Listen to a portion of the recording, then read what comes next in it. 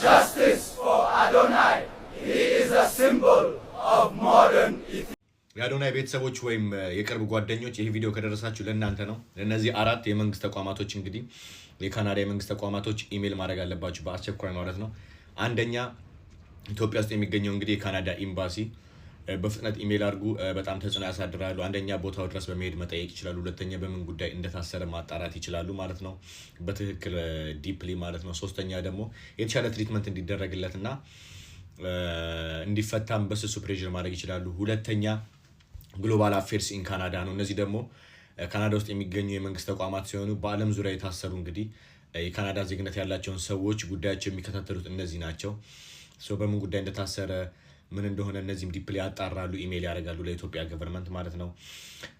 ሶስተኛ ደግሞ ሚኒስትሪ ኦፍ ሎካል ሜምበር ኦፍ ፓርላመንት ወይም የተወካዮች ምክር ቤት ይኖርበት የነበረው ከተማ ቶሮንቶ ከነበረ ለቶሮንቶ፣ ካልጋሪ ከነበረ ለካልጋሪ ሜምበር ኦፍ ፓርላመንት ኢሜል ማድረግ አለባችሁ ማለት ነው። እነዚህ ደግሞ ምን ሊጠቅም ይችላሉ? ለፎሬን አፌርስ ኢሜሎችን ይልካሉ ማለት ነው፣ ተጽዕኖ ያሳድራሉ ፎሬን አፌርስ ጋር እንዲደርስ ማለት ነው። አራተኛ እና the most important is ፎሬን አፌርስ። ለፎሬን አፌርስ ኢሜል መላክ ያለባችሁ ስትሮንግ የሆነ ኢሜል። ፎሬን አፌርሶች ደግሞ ጉዳዩን ወደ ዲፕሎማቲክ ይቀይሩታል ማለት ነው ከኢትዮጵያ ጋር which is አዶናይ ጉዳይ ኤስኬሌት እንዲያደርግና ሲሪየስ በሆነ ጉዳይ እንዲታይ ይወስዱታል ማለት ነው።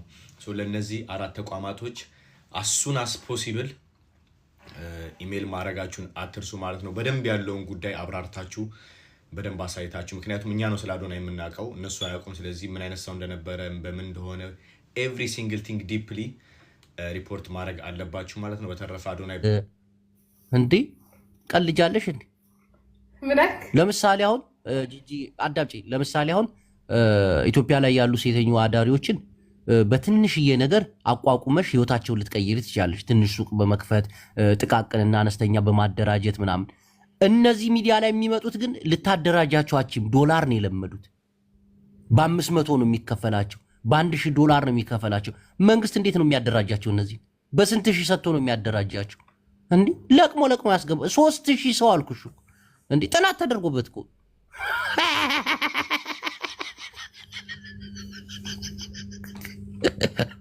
አሁን ታያለሽ ሰጠለጥ ሲል የሚዲያ አርፉስ እናት መሳደብ የለ፣ ኦሮሞ መሳደብ የለ፣ ትግራይ መሳደብ የለ። ዝም ብለሽ ታያለሽ። ተሳዳቢዎቹን እኮ መጠየቅ ኦኬ፣ ተሳዳቢዎቹን ይጠይቅ። የሚሳደቡ ነገርኩሽ 3000 ከውጭና ከውስጥ ሀገር አልኩሽ እኮ። እኔ እንኳን ተስፋ አለኝ እድሜ ለደብረ ጽዮን ያስፈታኛል። እናቴ ማንን አልሳደብም። ሲጀመር የተሳደብ ያላቅ አያጅብ አንተ ዘመን አብሳቅና እንትን በል ምን አትስሩ ነው ቲክቶክን ወይስ ምንድን ነው? የኔም ቤት መስራት ይው አንዳንድ ነገርሽ። አሁን ሶሻል ሚዲያ ላይ ስትሰሪ ውድድር አለ ታውቂያለሽ አይደለ? አንቺ ከእንትና ተሽለሽ መገኘት አለብሽ። እሷን ለመወዳደር ደግሞ ካለባበስ ጀምሮ አይገባሽ አይደለም ጂጂ። አንቺ እኮ ሌላ ይሄ እኮ ጥናት የተደረገ ትላልቅ ፕሮፌሰሮች ያጠኑት ነገር እኮ ነው። መረጃ እኮ ነው የምነግርሽ። እንት በጫው ሲያርገ ጂጂ እናቴን 3000 ሰው ከውጭ ሀገር እንዳለ ነው ተጣርተው። ኧረ ብዙ ነገር አለ። በጣም ብዙ ሚዲያው ላይ በተለይ ትኩረት እየተሰራ ነው። በጣም በትኩረት እየተሰራ ነው። ቀልጃለሽ እንዴ? አሁን እኮ አይደለም እኮ ቆየ እኮ ይሄ ነገር እኮ ዛሬ ዝም ብሎ የወጣ ነገር አይደለም እኮ ተጠንቶ ነው። ወጣቱ ወዴት እየሄደ ነው? ወዴት ይሄዳል? ሜጃቶ ማየው ከቤቱ አይወጣም ወጣቱ። በቃ እሱ ነው ሜጃ ስላጣ ከቤቱ አይወጣም። ግብጽ እኮ አፍንጫችን ላይ ነው ያለችው። በቲክቶክ ህይወቴን ልቀይር የምን ጦርነት የሚል ወጣት እኮ ነው የበዛው። አሁን ትክክለኛው ፖይንት ላይ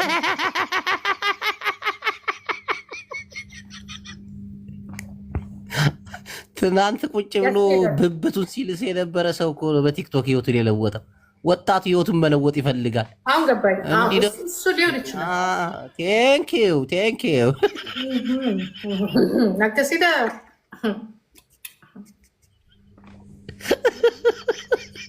ከፀሐይ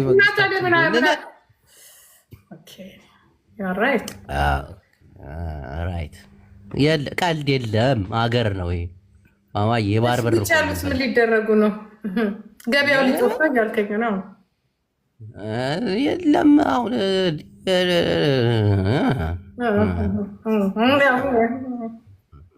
ኢሳያስ አፈወርቂ 2 መርከብ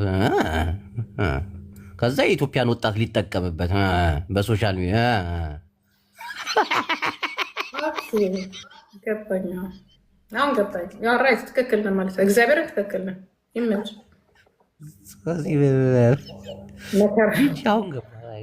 በል እንግዲህ የጃንዋሪውም ሸራተን ይቅርብኝ፣ ትኬት ይቅርብኝ፣ ቤት ይቀራል። ኧረ እናቴን ጂጂ እየማልኩ ነው። እኔ ያለው ጆከር አለ፣ አንቺ ዮናስ ሞጣ፣ እናቴን ከውጭና ከውስጥ ሀገር 3000 የቲክቶክ ህዝብ።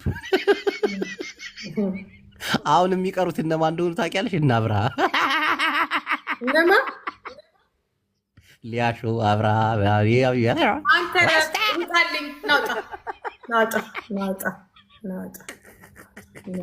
ይህ ልጅ እናቴ እኔ የችግሬ ጊዜ ዋልሽልኝ እህቴ ነሽ። እግዚአብሔር ክፉ አይንካሽ። ናውጣ አፈር ብላ አፈር ያስፈላ። ይህ ልጅ እኮ አይደለም። በሉ ደህና ደሩ። እረፍ እረፍ። አይሚጣ አላስገባም። አይስወር አላስገባም። ይሄ አላስገባህም። ሄደህ እዛ ከካድሪ ጋር እየመጣ እዚህ ወሬ እያወራ አንተ ሰውዬ ልኖርበት። ይኸው ጂጂ ነብሮ የሚባል ልጅ በቀደም እኔ ራሴን ስከላከል ጂጂማ የምታውቀው ነገር አለ ብሎ ባዶና ውስጥ እየከተተኝ እንኳን ደስ አለሽ ይሉኛል። እኔ እናቴ ጠላቴ አይደለ ልጄ ነው፣ እግዚአብሔር ምስክሬ ነው። እኔ እንዲያውም ያሳዝነኛል። ይህንኑ ነው የፈራሁትኝ። እንኳንስ እኔ እስር አልወድም፣ ለማንም ሰው አልመኝ እስር። ልጆቼን አልተናገረ እኔን ሰድቦኛል፣ እግዚአብሔር ይቅር ይበለው። እኔ እንደዚህ አይነት ነገር እኔ አልወድም። የፖለቲካ ችግር ካለብኝ ምናምን ነው የምናገረው እንጂ እኔ ጠላቴ አይደለም። አዶናይ እግዚአብሔር ይሁነው። አዶናይ እኮ ብቻ ልጄን እኮ ይዞ ነው የታሰረው። ጃኒን ተይ እያልኳት ተይ ተይ ተይ ረጋበ እያልኩኝ ማለት ነው። እኔ አሁን አያገባኝ ላከሌ አለ። ግን የሆነ ነገር እዛ ጋር አንድ የሆነ ነገር ከነካችሁ የእውነት የእሷ ደግሞ እንደደበራት የሆነ ቅፍፍ ብሏታል እኮ ሰሞኑን አይታችኋል። የእናት መርዞ ይረጭ ናውጣ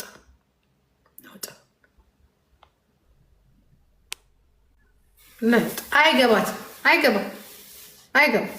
አላስገባም። አንተ ደግሞ ሄደልኝ እንደዛ አላስገባም። እዚህ እንትን እያለ ወሬ እያበዛ ነው እንዴ የማስገባው? አላስገባም። ቼንጅ አላረግም። ፊሊተር እንደዚህ ነው የምናገረው። የእውነት ቼንጅ አላረግም። ብርጅቱ አላስገባውም እንዴ እዚህ እየተቀደደ ደግሞ ነገ ደግሞ ለእኔም ልግባ። ምን ፍትህ እሱ እናቴ ደንበኛ እንትን አለው። እኔም ከማንም ጋር ግንኙነት የለኝም። ከዛ ከጂጂ ጋር እንዲህ ብለው ነበር ብላችሁ የዩቱብ እና ትለጥፎናላችሁ። እዛ ቀርጨም እኔ እሱ ግንኙነት አለው፣ እኔ የለኝም። እኔ ከማንም ጋር ግንኙነት አይስወር። እኔ ምንም ነገር አልፈልግም ከማንም ጋር። ስለ ራሴና ስለ ራሴ ብቻ ማውራው አለቅ።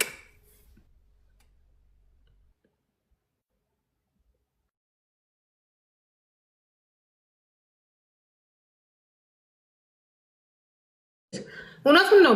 ምክንያቱም አሁን የተናገራት አዶናይ እኮ ብቻ ልጄን እኮ ይዞ ነው የታሰረው። ጃኒን ተይ እያልኳት ተይ ተይ ተይ ረጋበ እያልኩኝ ማለት ነው።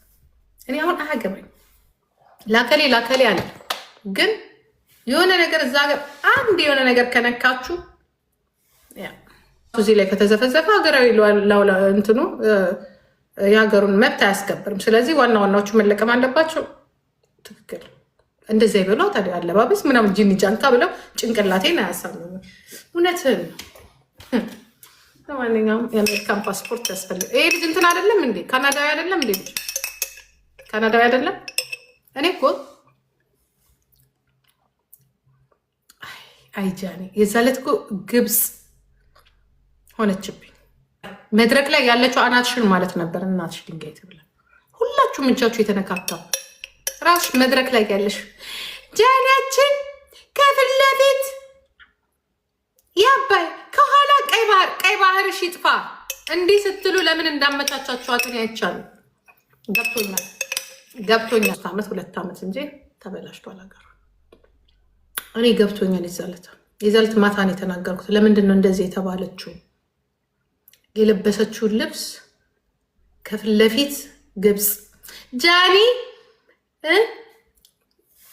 ታዳሚዎቻችን ከለበሱት አለባበስ በጣም ቆንጆ ሆና የመጣችው ብላ ወደ መድረክ ጋብዛት። ያ ከፊት ለፊት አባይ ከኋላ ቀይ ባህር በቃ ነው እዛ ጋር እንደምትበላ ነው ብቻው።